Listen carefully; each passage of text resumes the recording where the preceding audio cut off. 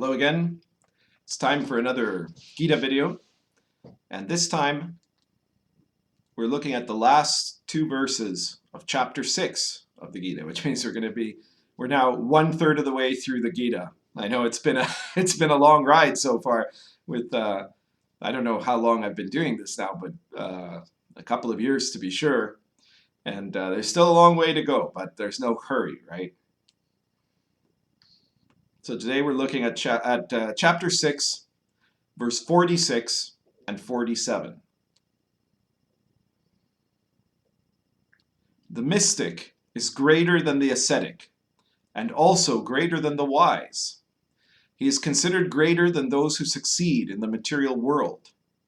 Thus, Arjuna, simply become a mystic.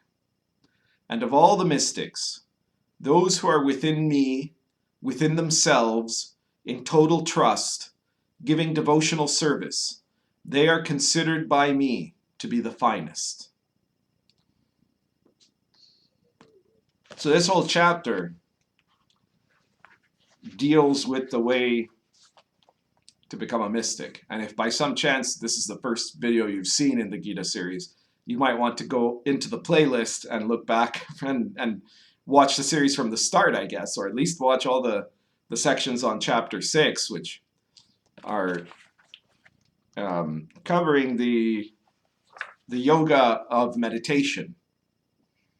And the conclusion is really, this is kind of the denouement, right? The conclusion is what we saw up until the last video, and up to verse 45, where it talks about the path of mysticism and the benefits of it and the challenges of it too, right? And here, the concluding statement by Krishna to Arjuna is that the mystic is greater than the ascetic and greater than the wise, and he is considered greater than those who succeed in the material world. Now, you can look at those as three different categories, but really you have in the first sentence, it says, the mystic is greater than the ascetic and also greater than the wise. So those are two paths that in the time of the Bhagavad Gita were considered very noble paths to follow, right? But very different.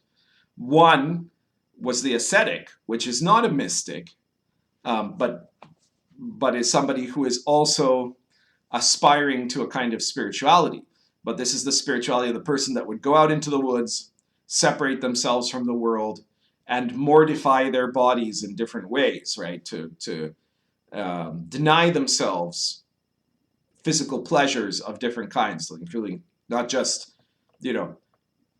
sensual pleasures, but also things like the comforts of normal society, blankets to cover themselves at night.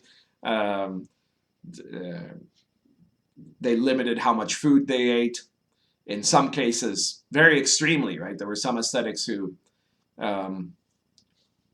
ate very little food and drank nothing but water, and in that way, it was kind of a path of self-denial.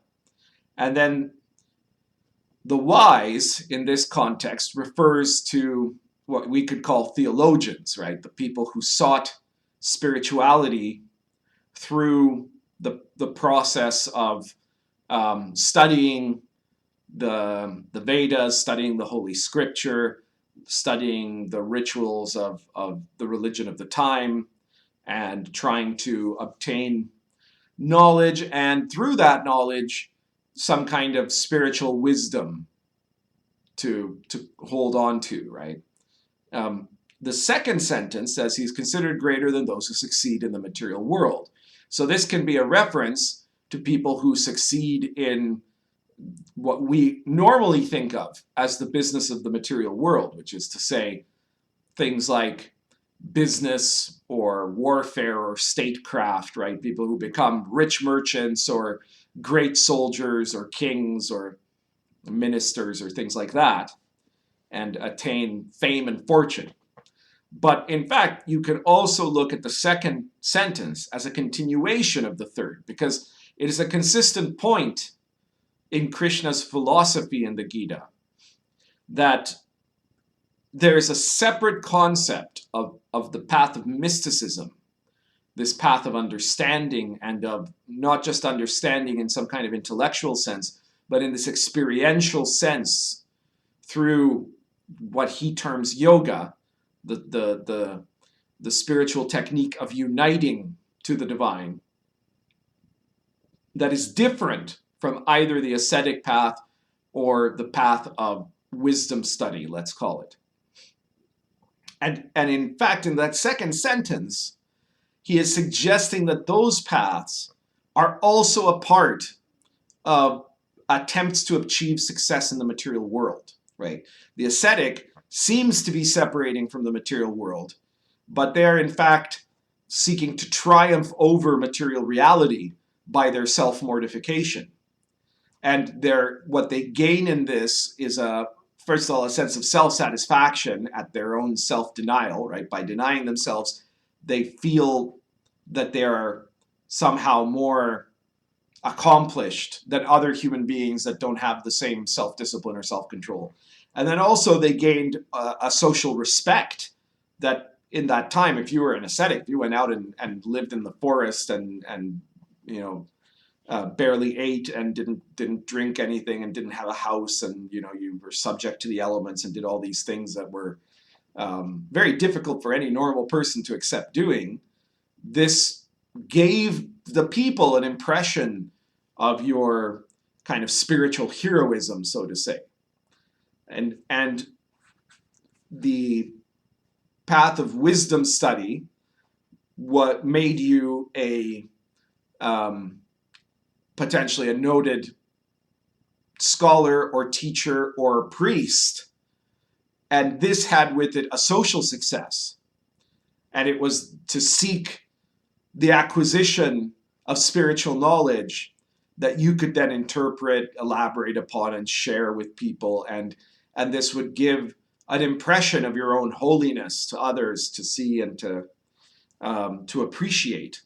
So in a way, in line 46, Krishna is suggesting that there's very little difference between that kind of spirituality, so to say, and the supposedly non-spiritual acts of accumulating money or power or political influence or military strength, right? That all of those are a kind of a seeking of materialism. So he says, thus Arjuna, simply become a mystic. And a mystic doesn't mean going out and becoming a forest-dwelling hermit. And in fact, we know that because the whole point of the Bhagavad Gita, the whole story in which the Bhagavad Gita is framed, is that Arjuna, because he's afraid of material failure in the world at the eve of the battle of Kurukshetra, he's about to give up his position as both a prince and a soldier and rush off to go live in the woods as a hermit, which he thinks is the spiritual choice to make, but in fact is just something he's doing out of a different kind of desire, a different kind of greed, you could say, because he's afraid of the consequences of living out what is his duty, his spiritual duty, which is to fight against the evil that that his side was fighting to stop, right? So the whole argument in the whole Bhagavad Gita is of Krishna explaining to Arjuna that in fact the spiritual choice for him to make here is to stand up and fight, to fight against that evil. And so here Krishna is explaining that this yoga of union is different. It's a whole other conception of what genuine spirituality is than what common culture assumes it is. And this is a mistake that obviously was being made before Krishna and has continued to be made after Krishna in all this time, right? Because we still have in kind of the common perception of the culture, the interpretation of what makes someone a spiritual person continues to be a form of spiritual materialism. It continues to be this notion that for some people a spiritual person might be someone who renounces worldly pleasures and spends their time doing these things that seem like self-sacrifice for the sake of some kind of a religious conviction. Everything from a monk to a suicide bomber, depending on how you roll, can be interpreted by people as a spiritual choice, and to be someone who must be of great spiritual value. And also in the modern world, we still have this idea of the spiritual person being someone who has studied a lot of spiritual books and has a great ability to express wise statements. Now, neither of these things are necessarily bad, but they're not actually the essence of what makes spirituality. And Krishna was trying to point that out, and that the assumption, the perceptions of the common world, that these things are what spirituality is in some ways part of that veil of illusion of Maya that makes it very hard for people to approach the genuine spirituality, which is this internalized process of self-transformation. And so he says in the last line, of all the mystics, those who are within me, within themselves, in total trust, giving devotional service, they are considered by me to be the finest. So that here he summarizes that to be a genuine mystic, it requires first to be able to be within that state of union to the divine, which here he is referring as to himself, because he is expressing himself as an enlightened being.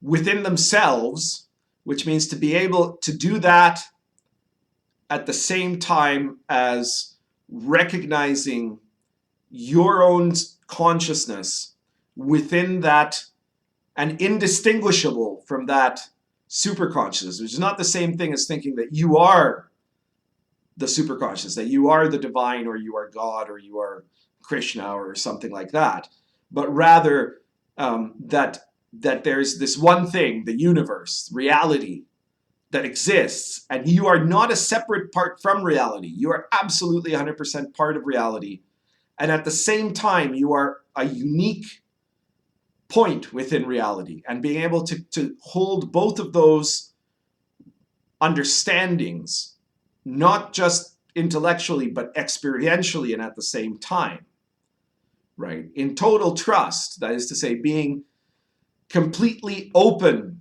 to that reality, as opposed to the distrust that is represented by one having the fantasy of being able to impose one's own will on the world. And giving devotional service, which is to say that from that experience, that spiritual experience, that you develop an ability to transmit what is the virtue of that union into the world. Because these are all separate steps, you could say. And to it's an accomplishment to be able to have an experience of being one with everything, let's put it, right? That experience of connecting to the whole of reality. It is a bigger experience to be able to have that, and without distinguishing yourself from that oneness, to also be able to recognize yourself in your unique place within that oneness. And it is a bigger aspect of that when you do so, you can surrender, you can let go of those desires within you to try to be in control of reality. And then the highest point of them is to be able to express what is gained from that in your actions in the world. Because it's one thing to have all those experiences, and it's another one to be able to act in ways that can draw that can bring that awareness, that consciousness into the lives of other people by the things you do, by your presence, and by the way you you are able to embody the virtue of the genuine reality. So those are considered by Krishna to be the finest of mystics. Being a mystic is the best way to reach humanity. It's not about escaping humanity, it's about reaching humanity, right?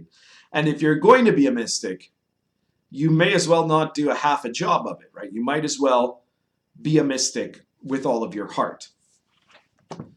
So that's everything for today. If you like this video, be sure to, and if you haven't already, take a look at the rest of the playlist for the Bhagavad Gita, and check out the other playlists on this channel that have lecture series on a variety of other topics related to mysticism. And in particular, be sure to check out the Yifa Society channel. And if you are interested in a path of study and practice to achieve that self-transformation, then you may want to look into the Yifa Society. And meanwhile, if you're just looking to keep informed about, where and what I've been posting and teaching, you should sign up to the Yifa Society newsletter. The link will be in the description below. It's free. It doesn't come out very often, so you're not going to have any kind of a you're not going to be swamped, and your email will not be shared. And when you do sign up, though, you'll get a link and you're in the confirmation email. Be sure to look for it. It might be in your spam folder, but you're going to find in that email a link to a free PDF copy of The Path and the Power, which is my commentary and version of the Tao Te Ching, which is a very good complement to the Magician's I Ching, and is also a very good complement to the Bhagavad Gita. So be sure to check those out. Thank you very much.